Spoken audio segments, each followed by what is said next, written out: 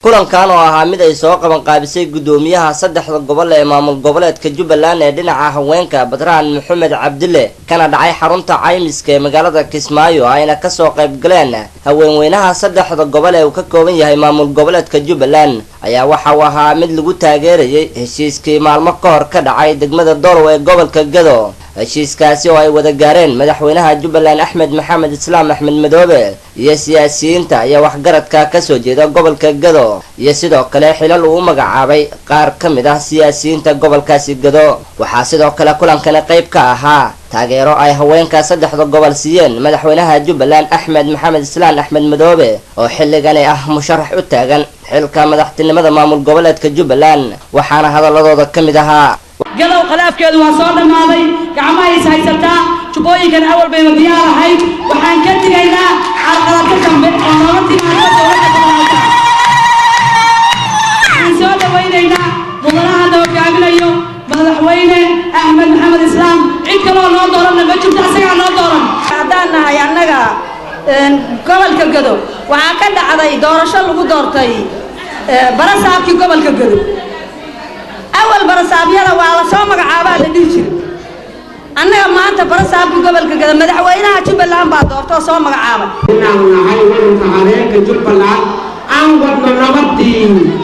جبلان إنا ولد إلى إلى شيء إلى حتى أنا ولد عليك سومالية وجبلان. وحصلنا قراي ميتو كذا يا كسبايا وين ولا دشين يا جبلان دشين. إيش يبغى يقول بك عصته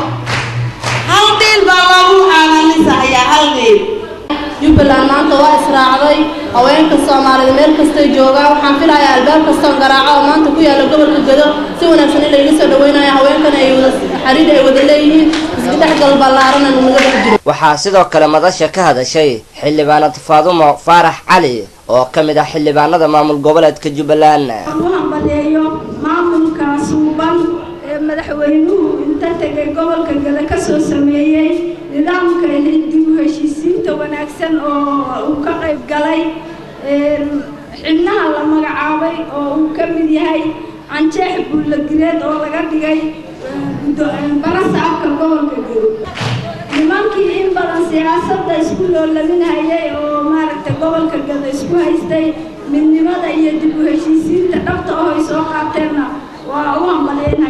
gudoomiyaha saddexda gobol ee maamul goboleedka Jubbaland ee dhinaca haweenka Badraan Maxamed Cabdille ayaa ugu dambeyn madasha ka jeedisay khudbadii ay lahayd iyadoo ka hadashay dhinacyo badan oo isugu jira taageerada ay u hayaan heshiiskii ka dhacay gobolka Gado iyo waliba taageero ay siinayaan madaxweynaha haatan talada hayo Axmed Maxamed Islaam Axmed Madoobe taasi oo ay ku taageerayaan in uu mar labaad la wareego xilka talada maamul goboleedka Jubbaland وأنا أركينا وقف سوى السفيرين يا وحلو بها يا سومالينيمو سنان عدالة هذي لو إحنا حقاقيان عندنا وحاربنا ولال قبله يسكو فربان وربا ما أنت أدياد بحقوق فرح سنة هاي قبله يصدح القبل وهل مالنا مال ولا فرديو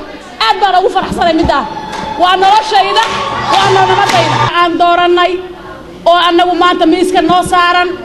أنا وعلنا واحتركي أن الطري يسوع ماشي ذلك السكاني أحمد محمد إسلام مدحويناه الشرعي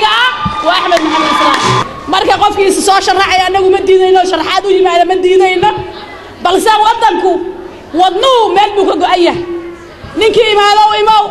كي مقرأ ودقيسه كي جوا ونلا عرق دور الشادو وأحمد محمد إسلام أحمد مدحوين محمد قاسم على وحر تي في عالمي ستار مقالة كسمايو